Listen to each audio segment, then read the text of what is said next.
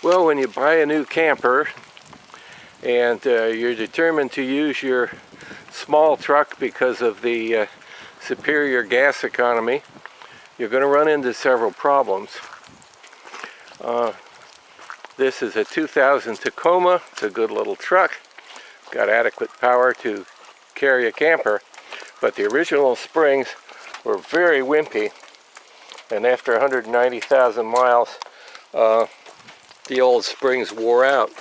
What we did was we put in new pre-runner springs and pre-runner shackles in the back. These springs are rated 1,100 pounds of capacity per side, 4 leaves instead of 3, much heavier. The other problem is you've got to have something to tie your camper down to the truck so it doesn't fall out or slide out, and the location of these bed ties is not adequate, so you've got to figure out what you're going to do. In my case, I'm going to put I-bolts or U-bolts through the bed and tie them to the frame, or put a doubler plate underneath so they match up with the eyes in my camper. But the reason we bought this truck in the first place is on trips on the highway you can get 27 miles to the gallon. I've done it many, many times. If you buy a newer Tacoma or one of the other bigger trucks, you're down in the 19 mile per gallon range tops.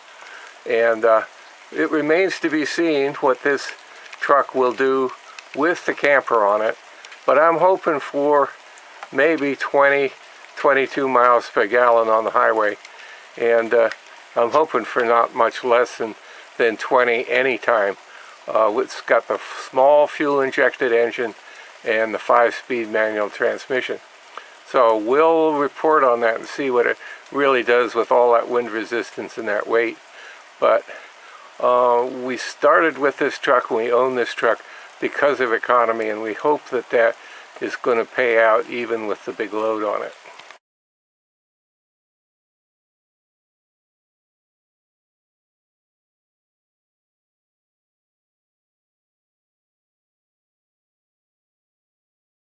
So the bottom line is new shocks, tie downs for the truck, new springs, and probably new tires. A couple of $1,000 upgrading your truck if you don't go with a smaller size camper. So then you ask the question, if I spent the extra money on a better truck, instead of this $4,000 Tacoma, I bought a $6,000 truck, would I be better off all around? And the answer is probably yes. The next problem you're going to have is where you're going to put the thing. And as you saw in the other video, we had to go through a lot of hoo-ha to make enough clear space and level space for these tripod jacks to work. And then we had to come up with something to set the camper down on. This is okay temporarily, but I'd like this thing up higher off the ground with something dry underneath it. The other thing is, even if it's been resealed like this one, you want to keep the rain and the sun off of it. It's been raining like hell. I don't have an enclosure or a carport to put it under, and so I've got this sucker tarped. So there's another problem you've got to deal with. Trust me, especially with a new camper, you don't know how well sealed the thing is. I know this one had no mildew, no watermarks, no signs of leakage anywhere, but I didn't want to risk getting any, and so I covered it up. And I also, since it's partially supported by the jacks, put some covers on the jacks to keep the water out of the cable and the winches. So before you buy a camper, I recommend that you go to your owner's manual. This case is my 2000 Toyota Tacoma, and in the very back of the owner's manual is a section on camper information. It's the very last thing in the book. And you need to study this. And man, if you're not you're not too sharp with math, you better get sharp or get some help. You need to study your manual about your truck and your model of truck. First of all, look and find out what the gross weight of the maximum gross weight for the truck is and the maximum weight on the rear axle. And then get into your manual. Look at the center of gravity. Now this is really interesting. Normal cab, this distance here, A and B, this is where the center of gravity of your camper needs to be. And you measure from the tailgate forward, and the forward range is A and the rearmost range is B. Now take a look at this. Normal cab models between 55 inches forward and 33 inches forward. There's a 22-inch range. Extra cab model with a 4-cylinder engine, that's what I've got. 55 inches forward, 40 inches back. There's a 15-inch range. But check this. If you've got the V6 engine, it's 47 to 42. You've only got a 5-inch window for this range of center of gravity. So this goes from 22 inches of variation here to only 5 inches if you've got a V6 engine. This is a very good reason not to get a V6 extra cab and try to put a camper in it, because the chances of you being able to put that center of gravity right in that sweet spot are not very good. Okay, next thing. Pre-runner and four-wheel drive models, same deal. If the load is too far back, it can cause dangerous handling. No shit. Your steering's going to be weird. Your braking is going to be poor. Cargo and weight rating, proper matching. Okay. Cargo weight rating. Two-wheel drive models except the pre-runner. That's the basic Tacoma. 1,100 pounds. 3 occupants. Who's going to put 3 occupants in a Tacoma? 950 pounds. Okay, I've already got a little cab over camper. It weighs 1,240 pounds with water and gas in it, and no gear of mine. No food, no clothing, no tools, no nothing. So, already overloaded. So, let's go take a look at the next one. Extra cab models. That's me. 2 occupants. 1,100 pounds. Four-wheel drive and pre-runner models. Normal cab.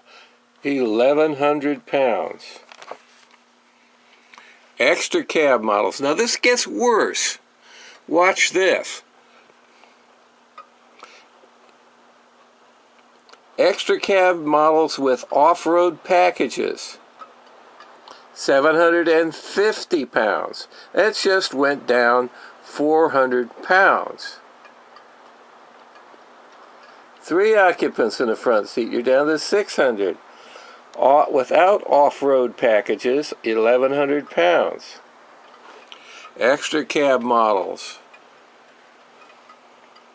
That's what we just read. Let's see.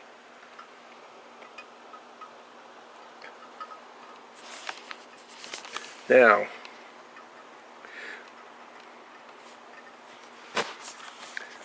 if you've got an extra cab, 4-wheel drive, you've got a cargo capacity of 750 pounds.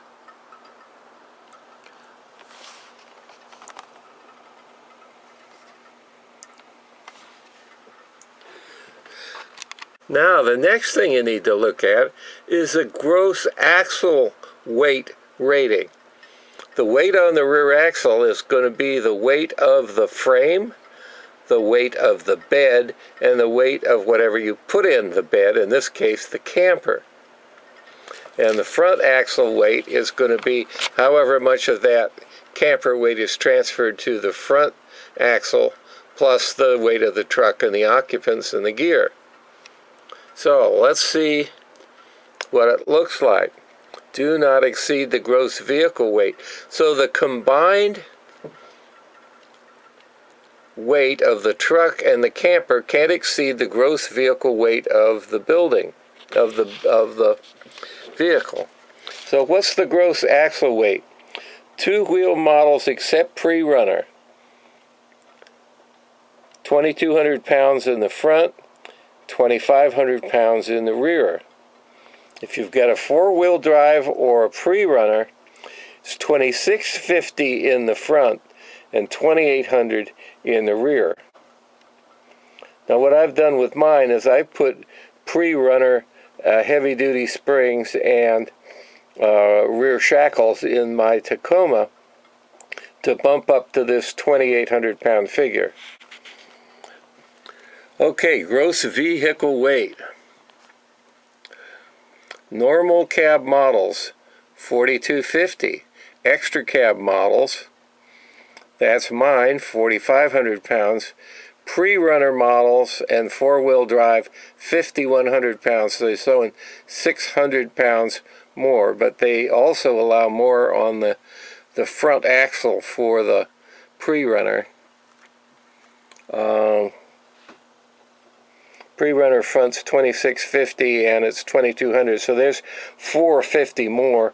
It's got a different front axle or springs. So I'm trying to cheat the system. Four-wheel drive models and pre-runner, 5,100 pounds. 600 pounds more. So I'm trying to cheat the system a little by using the heavy-duty pre-runner springs and rear shackles in my Tacoma to bump it up. Now the weight rating for my replacement springs is 1,100 pounds per side, or 2,200 pounds weight, and that would include the bed weight and what's in the camper. And figure the camper with gear in it at 1,500 pounds if we put 250 pounds worth of junk in it. So that's what you're up against. Now, if you have a first generation Tacoma with 14-inch wheels, there's only one truck tire sold in the United States. One real truck tire. And this is the 8-ply Yokohama Y356 LT for light truck. And it comes in the smaller size, the 195/75 R14. It's load range D, 1,750 pounds per tire. Those all-weather tires you have are somewhere down around 1,100 or 1,300 pounds per tire. So there's 3,500 pounds total instead of something like 2,600 pounds with your Hancooks or whatever you got. So these are real truck tires, and the only ones you can get that fit your 14-inch rims. So if you're going to put a big load in the back, at some point or other, you need to go and get a pair of these. They're not expensive. They're about $110 to $120 a piece. And the Hancooks are, I don't know, 80 or something, but well worth the difference. These are the tires I got on my truck now. They're Hankook Optimus. They're 215/70 R14s. They have a little different profile. Load rating is about 1,200 pounds a piece. And they're all-weather tires, which means that they aren't going to wear as long. They're not as good in hot weather or in rain as the so-called summer-winter tires, like the truck tires. What makes them all-weather tires is that they work better in snow than the other, but where I go, there's no snow anyway, so it's not an issue. And I'll take the 3,500 pound total rating rather than a 2,400 pound total rating any day with the camper. So, to sum it up, you want to look in your manual, find out what the maximum gross vehicle weight for your truck is, the weight of the truck and the load you want to put in it. Not a bad idea to take your empty truck to the scale somewhere, get the total truck weight, And if they'll do it for you, measure the weight on the rear axle. Just put the rear wheels on the scale with no load in it and weigh it. And if they'll do for the front, get those 3 numbers. And after you've put your camper in there, go back and weigh it again and find out where you really are. It's one thing to look at the weight on the camper on the data plate, like mine is 1,240 pounds. But, you know, if your camper is like mine, 20, 30, 40 years old, things have happened to it since. So put it in the truck and get the real weight. And use your manual like I showed you. And see if you're exceeding your gross weight on the rear axle or front axle. And if take a look at your springs. When I put the camper on my truck, the thing went right down on the frame. The springs were old, they were undersized, and the thing was just sitting on the jounce bumpers. So you'll probably have to do what I do. It cost me $300 to buy this set of springs, about $230 or something for the springs themselves, a pair of them, which was a good price, and $70 to have them shipped to California. So there was $300 there. The estimate to install the springs was $323, so there's $623 right there. But I didn't know that I needed to use the shackles from a pre-runner or a 4-wheel drive truck to make the springs fit, and I didn't buy them from Michigan Spring. $36 a copy from Michigan Spring, and they'd gone right in the box. I ended up paying about $125, including tax, per shackle, another $250 instead of $72 to buy those shackles locally to make my springs fit.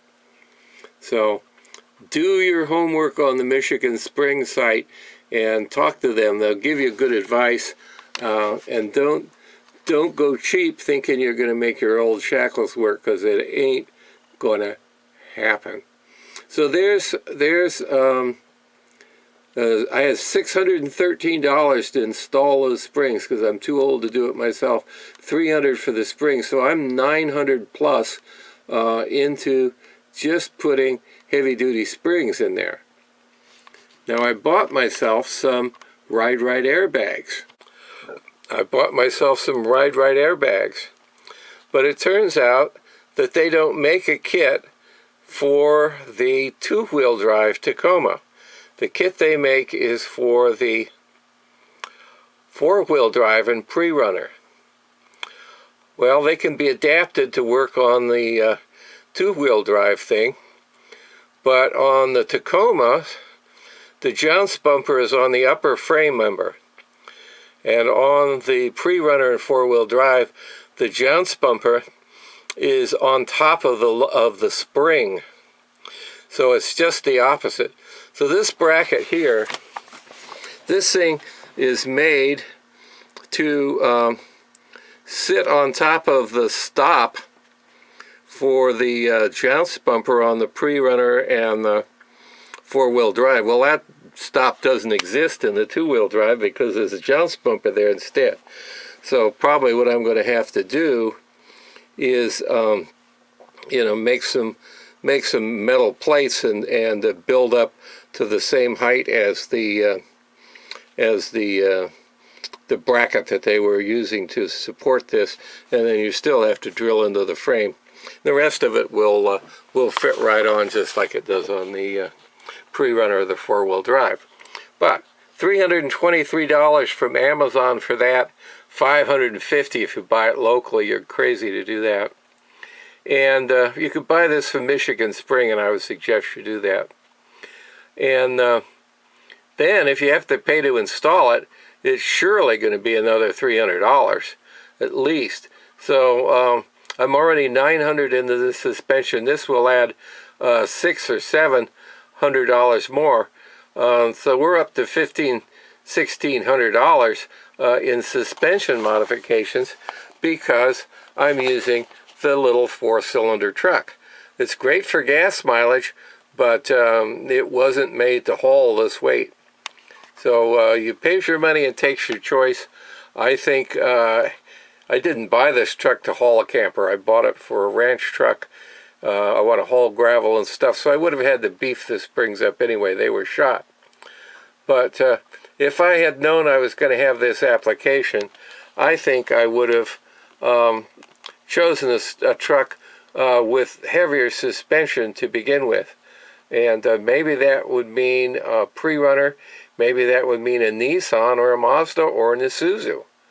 My old four-cylinder Mazda pickup had far better springs than this Toyota does. And so there you go. Now the other upshot is that when you change to those stiffer heavy-duty springs, the ride of your truck is going to change. The ass of my truck is now 4 inches higher than it was on the old saggy springs, and you feel every little bump in the road. And they told me that the shocks that were only a year or two old were now overextended, and so they're not really giving any shock absorbing. So you may end up buying new shocks as well. Oh boy. So the bottom line is new shocks, tie downs for the truck, new springs, and probably new tires. A couple of $1,000 upgrading your truck if you don't go with a smaller size camper. So then you ask the question, if I spent the extra money on a better truck, instead of this $4,000 Tacoma, I bought a $6,000 truck, would I be better off all around? And the answer is probably yes. But the reason we bought this truck in the first place is on trips on the highway you can get 27 miles to the gallon. I've done it many, many times. If you buy a newer Tacoma or one of the other bigger trucks, you're down in the 19 mile per gallon range tops. And it remains to be seen what this truck will do with the camper on it. But I'm hoping for maybe 20, 22 miles per gallon on the highway. And I'm hoping for not much less than 20 anytime. It's got the small fuel-injected engine and the 5-speed manual transmission. So we'll report on that and see what it really does with all that wind resistance and that weight. But we started with this truck and we own this truck because of economy, and we hope that that is going to pay out even with the big load on it.